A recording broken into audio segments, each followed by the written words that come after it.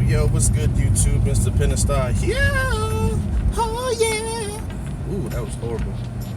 Just want to talk to y'all real quick.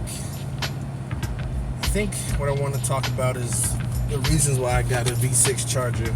I've had this car for about 2.5 years now. It's been great. It's been fun. Gotten a lot of good compliments on the Batmobile. Learned a lot modding the car and learning about Mopars and all that good stuff. But there's a little background story on why I got the V6 Charger. So I never had a car growing up as a teenager. Just kind of borrowed Mama Duke's ride. She had that Toyota Camry 2001. Had it for Escort back in the day. I used to push all them rides, but never had my own ride. Went to school and college, still never had my own ride. And then when I got married, we bought our first car. It was a flipping Chevy Malibu 2006 joint, 4-cylinder. Anyway, getting older, having kids and so forth, needed a second car. Ended up getting a 1999 Plymouth Neon, not a Dodge Neon, got that Plymouth Neon joint. Paid $1,500 or $1,600 for that car in cash, and technically that made me a Mopar guy, right? Too bad it wasn't the SRT4, but in any case, that was my real first car for myself, and it did what it was supposed to do, get me from point A to point B. So then after that, we ended up getting a minivan, Dodge Grand Caravan, still keeping it Mopar, yep. And then I sold my Plymouth Neon, and I started pushing the Malibu that had problems, yada. Fast forward, I traded it in for a Charger. So at that time, I wasn't thinking about racing or modifications or anything. I've always loved the Charger taillights, the racetrack taillights. I love the design of it. I love how spacious they were, and how much, there's a lot of room to put kids in, and just big vehicle. I kind of like that. I'm not a huge dude. I mean, I'm 5'10 and a half. Got that marriage weight though, 240 right now. You get back to my prime 205 when I was in college, and wifey was all over it, brother. But anyway, new story. So I got the Charger,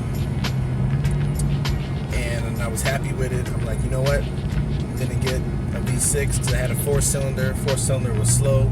V6 is pretty much all I need, and I'd be happy with that. And so that was my initial reasons for getting a Charger. It was just for one, practicability. Gas was gonna be great. Didn't cost that much. It was $15,400, and I mean everything was great. The look was there. It had a good name. Didn't know much about Dodges back then, as much as I know now. But I was happy with the purchase. And I remember seeing, and I kind of look back and think like, man, I should have just done some more research and got an RT or got an older SRT8, but didn't really like those styles, but wasn't looking for power then. But I remember seeing a blacktop edition RT Charger, but it was going for like 25 grand. And I was like, nah, I'm not doing that. Just need a simple car, something a little bit quicker, etc. So I got the car, and that was it. And I was like, okay, I'm in heaven, and there was no problems. But started looking into doing some mods, and my very first mod on my Charger, I will not forget, was adding a spoiler. I added a spoiler to my car. So I was going on YouTube looking at videos, and I was like, yo, I gotta drill into the trunk. Like, that was flipping scary, and I was like, I'm gonna mess this up. Luckily I didn't. Did a lot of research. I was pretty good at it. So that was my first mod, was adding the spoiler. And then after that, it just started hitting me. The mod bug came out of nowhere and said, nah! It just bit me. Anyway, so that's what I ended up doing. I started looking around and like, maybe I'll turn this into a Batmobile or something. And I saw some Batman decals, so I put those chrome ones on. And then it just kept going from one thing to the next. I was like, oh, cold air intake. You learn about that. Oh, more badging you put on the car. Oh, look, I could get wheel covers until I get some rims. And I just kept going, and going. And then next thing you know, like, I start putting stickers on the car with the blue decals and LED lights and all kinds of stuff. Exhaust system, learning about tunes, and it just went from there. So I probably spent like, maybe like $5,000 on the car with mods and everything. And looking back, I'm just like, yo, I spent a lot of money on this car. And it's a lot quicker than stock, obviously. I mean, I've beaten RTs before, kept up with other RTs. I've beaten Camaro V6s, and one of the ones I've beaten, I can't even remember, but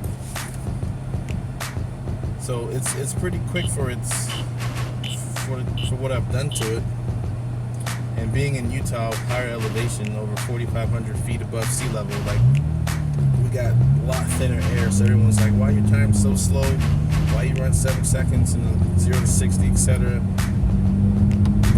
I mean, if I was in Maryland where I grew up at, I mean, the sea level, above sea level is only like over 200 feet. And I would easily be running in the sixes, you know, mid-low sixes, 0 to 60. Quarter mile times, I probably get in the upper 14s. Well, that's on the street. Everything's different on the track though, because you need to have some good slicks or drag radios, because street tires don't do well on the strip, so your times run a little bit slower. But yeah, that's what happened, man. Like, I started getting into this. I started getting into performance, and looking back now, yeah, I would have wished I got an RT or saved up and got something faster, but you know, you don't know. That wasn't my initial plans or my thought process at the time. I was just being real conservative and just being real chill about it. But so part of me regrets not upgrading, but the other part of me is like, well, how would you gonna know anyway? You never. For you, this is the fastest car you've had, the most powerful car you've had with all your past experiences. So it's kind of a bittersweet. Because I got into modding, like, you get power hungry, so obviously all y'all know and see from my posts or questions videos that I want an SRT8 2012, 2014. But yeah, that's pretty much where it came from. So anybody out there looking at a V6, I mean, it's a great car. I don't have any problems with it. I take care of it. Engine's good, full synthetic oil, all the whole 9 yards. But if you just want to, you know, get a cheaper car, make it sound good, make it look good, you know, get some gains here and now and then, sure, I think it's a good pick for you. But if you can deal with that, deal with it, because then what's going to end up happening to you is that you're going to get power hungry. You're going to want some more power. And for me, it's not worth getting an RT next, even though I can afford it and that's not really an issue. I mean, they're all over the place. I can get one right now, but I think for what I've done to my car, pretty similar to a stock RT. I can keep up with some, I can beat some, etc. It's just not worth it. I'd rather go to the next level, get that SRT8 6.4 liter, and really see the big difference. That's a big jump, you know, from a V6 owner to a flipping 6.4 liter.